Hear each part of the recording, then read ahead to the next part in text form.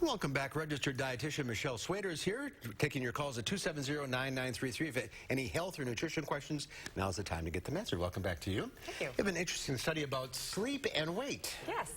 As we learn more about how complex weight management is, we find that sleep is really involved. And one of the little new studies that have been done looked at how our metabolism actually changes. And what they did was they took a group of, in this case, just all 15 men. They sleep deprived them for 4 nights, which is basically just 5 hours of sleep. And then they gave them a high-calorie meal and compared their blood work to when they were rested. And they found that several things in their metabolism markers had changed. Their hunger hormones, the things that tell us both that we're full and we're hungry, were kind of flip-flopped, so they felt more hungry even though they had a high-calorie meal. And then at the same time, their insulin went up more than it would have normally, which basically helps the fat storage be faster. And so for a lot of people who maybe don't have a good sleep pattern and they're struggling trying to figure out what's not quite right with their weight loss, looking at sleep is not a bad thing to do. But it's not as simple as saying get 8 hours of sleep a night and lose weight.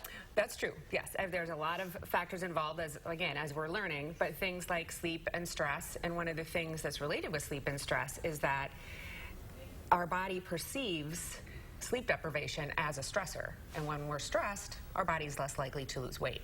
And so anything that we can do to try to encourage good sleep patterns, get some extra sleep. Sometimes it's not always easy with your job, but trying to maybe get some extra naps, maybe sleep on the weekends, try to make your sleep environment very welcoming. So what would be a suggestion if someone can't change their sleep pattern?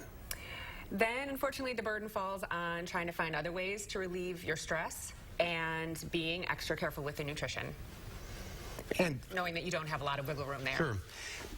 This time of year, people tend to sleep maybe a little longer because it's dark all the time. Is that? But people put on weight in the winter. Right, yes. That we are, on one hand, we're circadian beings, which means we kind of go with the daylight.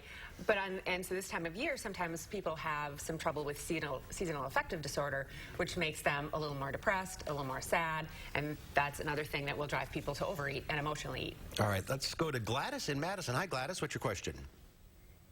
My question is, what can I eat as being a diabetic too? Because every time I eat anything, my feet swell up.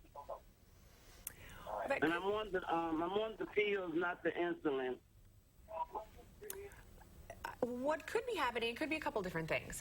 Some people actually respond to high sugar, high processed foods, and it actually creates some inflammation in their joints. And so if they feel like it's happening in their fingers and their toes and their ankles, it could be because it's a processed, really high sugar food. Another thing that could happen isn't necessarily related to sugar at all. It just could be it's a salty food. And sometimes we don't really realize how salty the foods that we eat could be. Things like bread and cheese can be on the salty side.